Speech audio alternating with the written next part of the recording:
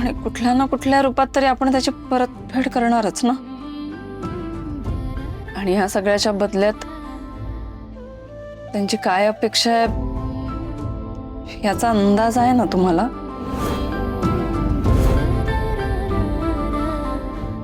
त्याचंच टेन्शन आलंय मला.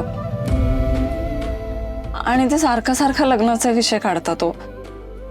मी नकार देऊन सुद्धा अजूनही ते माझ्या होकाराची वाट बघतात.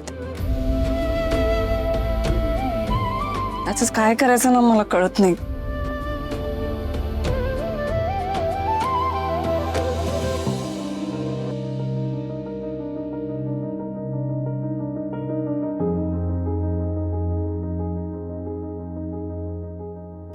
इकडे इकडे.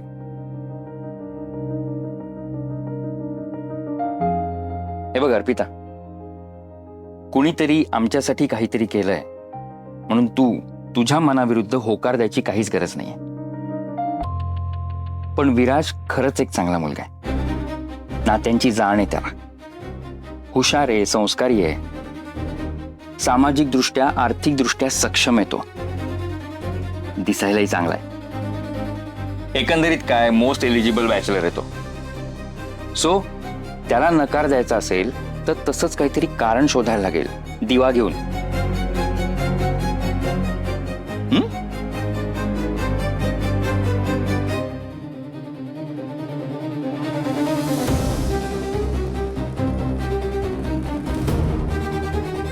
हे बघ अर्पिता, अनिशच्या बाबतीत तू जो निर्णय घेतलास त्याला मी सपोर्ट केला. कारण अनिश काय लायकीचा माणूस आहे सगळ्यांना माहिती आहे. पण विराज साहेबांबद्दल म्हणशील ना तर खरंच तो खूप चांगला माणूस आहे. पण या बाबतीत तुझा निर्णय महत्वाचा आणि आम्हाला तो मान्य असेल. त्यांना नाही म्हणण्यासाठी काही कारण हवं असंही नाही. तुझं मन जर नाही म्हणत असेल ना तर बस.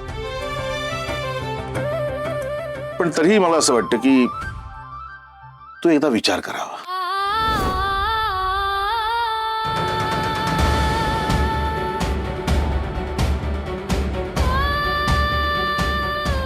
हे बघ अर्पिता, तुझ्या मनात आता जे काही चाललंय ना ते मी समजू शकतो. कदाचित तुझ्या जागी मी असतो ना तर माझ्या मनाची सुद्धा ही घालमेल झालीच असते. पण तरी सुद्धा त्यांच्या प्रपोजलचा विचार मी नक्की केला असता. तू जो निर्णय घेशील तो मान्य असेल आणि आमचा त्याला सपोर्ट असेल.